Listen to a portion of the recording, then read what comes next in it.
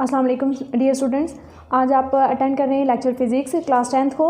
आपका चैप्टर है 14 और आपका टॉपिक है electrical energy and joules law. ठीक है, आज इलेक्ट्रिकल एनर्जी और जॉल्स लॉ का रिलेशन आपने देखना है। फर्स्ट ऑफ ऑल देख लें कि जो इलेक्ट्रिकल एनर्जी है वो क्या चीज़ होती है। इलेक्ट्रिकल एनर्जी आप कह सकते हैं कि जब कोई भी चार्जेस मूव करते हैं from one point two another तो वहाँ पर इलेक्ट्रिक एनर्जी प्रोड्यूस होती है।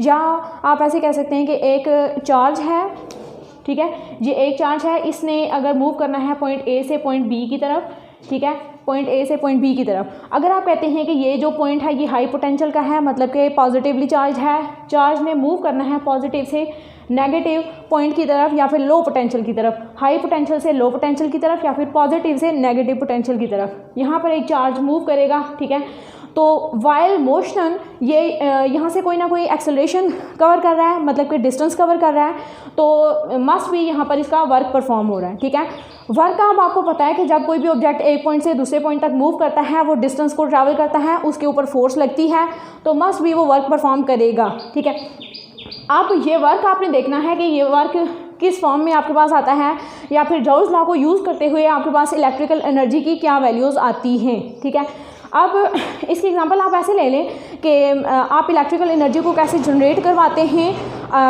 देखें, जब टरबाइन से आप इलेक्ट्रिसिटी प्रोड्यूस करवाते हैं तो क्या होता है कि जो वाटर है उसको मूव करवाया जाता है हायर पोटेंशियल से लोअर पोटेंशियल की तरफ। मतलब कि आप कह लें कि ये इसका हाई पोटेंशियल आ गया है पॉजिटिव, ठीक है, पॉजिटिव पॉइंट, आपने यहाँ से वाटर ड्रॉपलेट्स को मूव करवाना है पॉजिटिव से नेगेटिव पोटेंशियल की तरफ या फिर हाई से लो पोटेंशियल की तरफ। ठीक है, अब जब आपने वाटर ड्रॉपलेट्स को मूव करवाया तो यहाँ पर मूव करने के दौरान यहाँ पर ये एक्सेलरेशन कवर करते हैं, मतलब कि यहाँ पर एक्सेलरेशन की वैल्यू आपके पास आ जाएगी।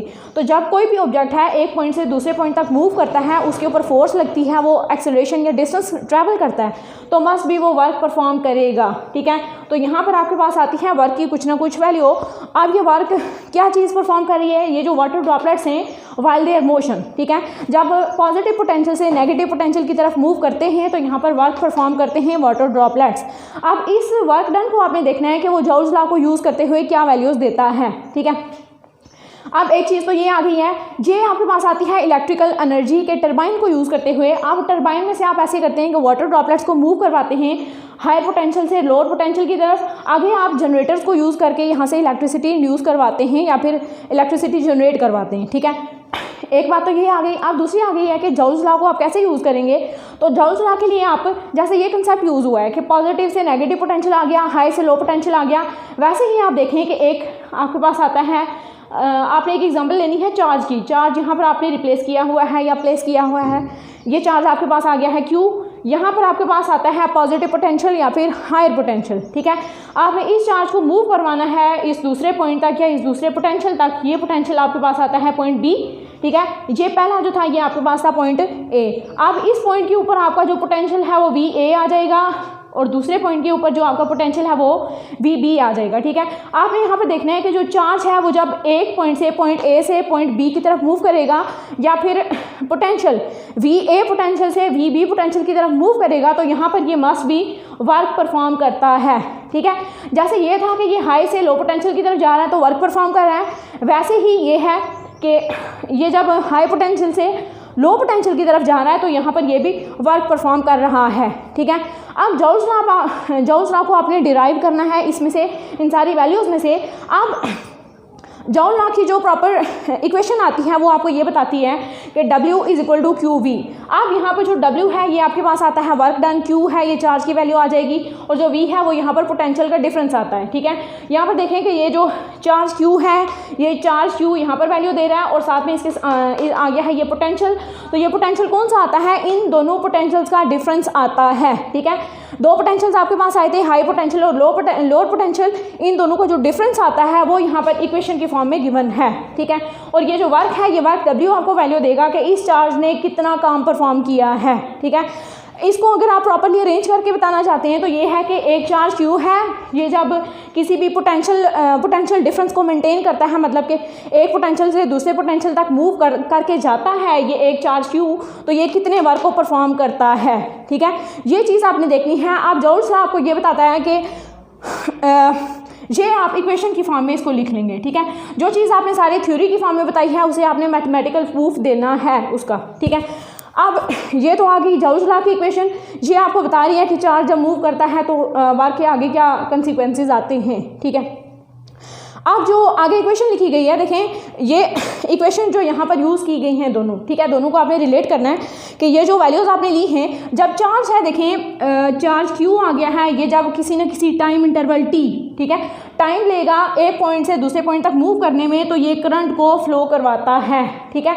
अब करंट बेसिकली क्या चीज़ होती है कि नंबर ऑफ चार्जेस, अगर एक पॉइंट से दूसरे पॉइंट तक कितने चार्जेस मूव कर रहे हैं थ्रू एनी टाइम इंटरवल, ठीक है, कि आप एक पॉइंट ये ले लें, दूसरा पॉइंट ये ले लें, ठीक है। आप कहते हैं कि 10 सेकंड्स आपने टाइम दिया है इसका, तो आपने ये देखना है कि 10 सेकंड के अंदर कितने चार्जेस यहाँ से फ्लो करते हैं, ठीक है, पास आउट होते हैं। जितने ज़्यादा चार्जेस यहाँ से फ्लो करेंगे, आप यहाँ पर रेशो ले लेंगे, उन चार्जेस की रेशो लेनी है टाइम के साथ, तो ये आपको टोटल करंट की वैल्यू देता है कि इस क्रॉस सेक्शनल एरिया में से कितना करंट पास हो रहा है, ठीक है। ये चीज़ आ गई। आप जो इक्वेशन है आप यूज़ कर रहे हैं करंट की इक्वेशन, क्योंकि आपने यहाँ पर चार्जेस को डिस्कस किया है, ठीक है, चार्जेस को किया है, टाइम इंटरवल को किया है, साथ में करंट की वैल्यू को भी बताया है, ठीक है। इसका भी मैथमेटिकल प्रूफ देना है, दैट इज I = Q/T, ठीक है। यहाँ पर जो जनरल या फिर मेन इक्वेशन आपके पास आती है वो आती है W = QV।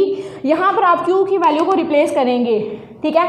Q की वैल्यू अगर इसमें से ये जो आपने इलेक्ट्रिकल बात की थी, उसमें से करंट की या फिर चार्ज की वैल्यू आ गई है, ठीक है, करंट की वैल्यू आई है, यहाँ से अगर आप Q की वैल्यू निकालना चाहते हैं तो this implies that Q will be equal to I × T, ठीक है।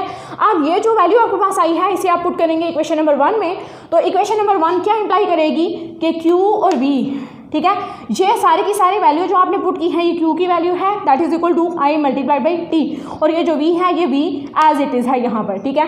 अब इस इक्वेशन को आप अरेंज करके लिख लें तो W = I × T × V, ये आपके पास इक्वेशन आ गई है, इक्वेशन नंबर 2, ठीक है।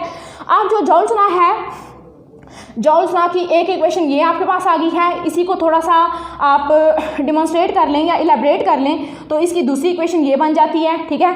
इससे मज़ीद आप देखें कि आप कहते हैं कि जब आपने चार्जेस की बात की है, करंट की बात की है, ठीक है।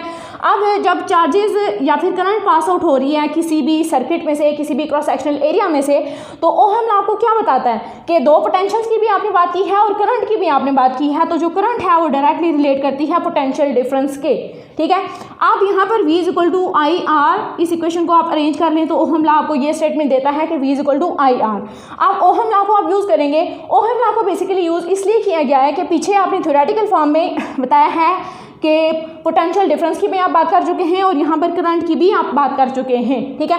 इन दोनों को आपने मैथमेटिकल रिलेशन में बताना है, तो that is equal to V = IR।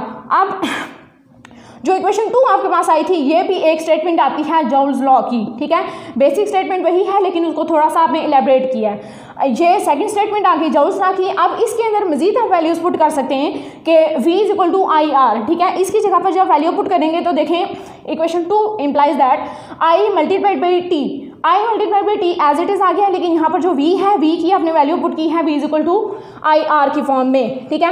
अब यहाँ पर जो आपके पास इक्वेशन आ गई है, यहाँ पर I और I स्क्वायर आ जाएगा और R और T एज इट इज़ इसके साथ आ जाएगा, ठीक है। अब तीसरी इक्वेशन आपके पास जो आई है, ये इक्वेशन आपको तीसरी स्टेटमेंट देती है जॉल्स लॉ की। फर्स्ट स्टेटमेंट थी उसको थोड़ा सा एलेबरेट आपने किया है, वहाँ पे करंट की वैल्यू को इंड्यूस करवाया है, तो ये आपके पास सेकंड इक्वेशन है। उसके बाद उसमें आपने ओहम्स लॉ को यूज़ किया है, तो ये उसकी नेक्स्ट स्टेटमेंट आ गई है, ठीक है। अब यहाँ पर देखें कि मजीद वैल्यूज को अगर आप रिप्लेस करना चाहते हैं, ठीक है, यहाँ पर आपने वैल्यू पुट की थी V की, मजीद इक्वेशन में अगर आप वैल्यू पुट करते हैं I की, ठीक है, तो I के लिए आप दोबारा से ओहम लॉ को यूज़ कर सकते हैं, दैट इज़ V = IR। अब यहाँ से आप I की वैल्यू अगर निकालते हैं तो I = V/R आ जाएगा आपके पास। अब इस वैल्यू को आपने पुट करना है पीछे इक्वेशन नंबर 3 में, ठीक है। जब इक्वेशन नंबर 3 में पुट करेंगे तो यहाँ पर देखें कि आगे इसका रिजल्ट क्या बनता है। इस रिजल्ट को हम यहाँ पर लिख लेते हैं। इक्वेशन नंबर 3 आपके पास आई थी W = I²RT। यहाँ पर आपने वैल्यूज पुट करनी है I की वैल्यू आपके पास आ गई है V/R, इसका होल स्क्वायर आ जाएगा, मल्टीप्लाई हो जाएगा R और T के साथ, ठीक है। यहाँ पर स्क्वायर को जब आप ओपन करते हैं तो V² / R² × R × टी आ जाएगा, ठीक है। ये आर इसके साथ कैंसिल हो जाएगा और इक्वेशन आपके पास बन जाती है v² over R multiply by T, और ये टोटल आपके पास इक्वेशन आती है वर्क डन की, ठीक है। अब जॉल्स लॉ की ये आपके पास न्यू इलेबरेशन आ गई है। जॉल्स लॉ आपको ये 4 इक्वेशंस देता है और इसमें आपने रिलेट किया है इलेक्ट्रिकल एनर्जी को जॉल्स लॉ के साथ, ठीक है। इलेक्ट्रिकल एनर्जी बेसिकली पहले आपने डिफाइन करनी है क्या चीज़ होती है, ठीक है। उसके लिए आप इक्वेशंस कौन कौन से यूज़ कर सकते हैं, वहाँ पर करंट की वैल्यूज़ क्या आती हैं, उसके बाद ओहम लॉ यहाँ पर किस तरह यूज़ किया जाता है और किस वजह से यूज़ किया गया है, ठीक है। और उसके बाद आप एज इट इज़ वैल्यूज़ को पुट करते जाएंगे तो आगे आपके पास डिफरेंट इक्वेशंस आ जाती हैं जॉल्स लॉ की। That's it.